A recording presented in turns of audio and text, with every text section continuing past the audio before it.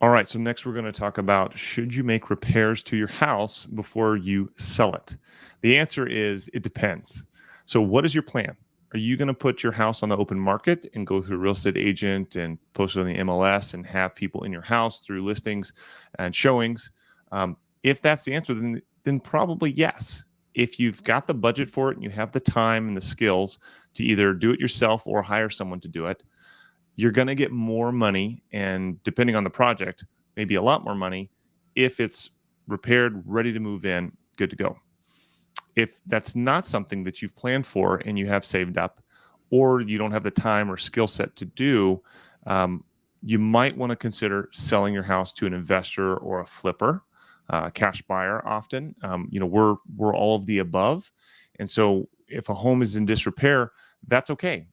We do that all the time. So we've got a crew, and we come in and we turn a house that has maybe some deferred maintenance or needs to be updated or remodeled, and we'll flip the house and sell it to a new family who's looking for a fully functioning 2022 or whatever standard.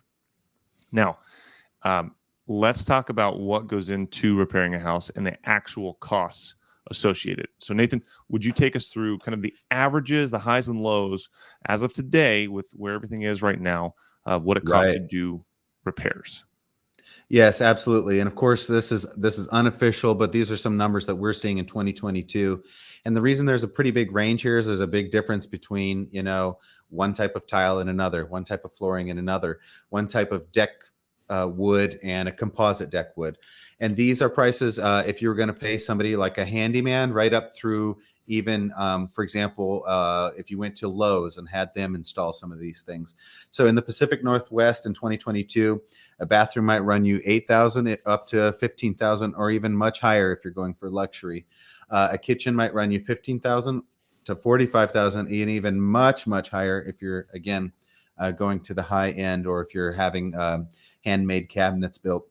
A roof replacement, if it's a very small house, maybe you could get away with a $15,000 roof replacement. But your average 3-bed, 2-bath house is going to run you $20K up to $50K if it needs a metal roof, for example, or you're in the woods or you're out in the mountains. A deck, 10 foot by 14 foot, which is kind of your typical backyard deck. That's raised 3-4 feet off the ground, might run you $20,000 up to $40,000, depending on if you put wood or composite decking down. So that just gives you, if you have these dollar amounts set aside and you put it into the bathroom or the kitchen, you're probably going to get that back. If you have the cash set aside, if you can find a good contractor, that's another big thing.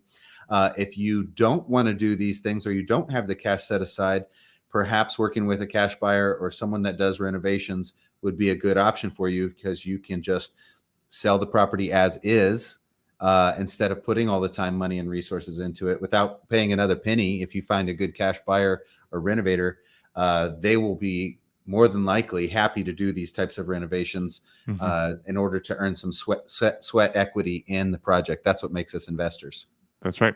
And keep in mind in this, you're going to pay as a consumer. If you're not a professional contractor, you're going to pay retail prices when it comes to materials. You can't underestimate, or don't underestimate, how expensive things have become. So just 2x4s have gone up 3, 4, 5 times from what they used to be.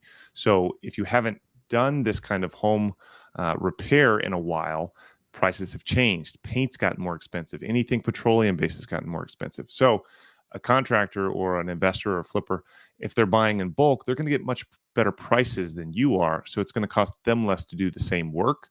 So it may be worth it just to leave the house as it is and not put yourself through all the work to do it.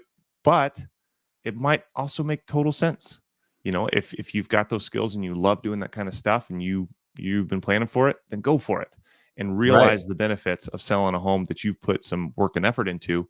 That's nicer. So it really is up to your situation. That's right. And if you have the time, but you don't have the cash on hand, but you are pretty confident you're going to be able to sell the house really quickly, you can go get a line of credit at Lowe's or Home Depot. And they even have some pro accounts that you can get where you can get a 6% discount on that. So check that out. If you have the time, energy to do the project yourself, you can get some pretty good deals with those guys if you're willing to sign up for either a line of credit or a credit card. Awesome. We'll see you on the next one. Thanks. See you on the next one.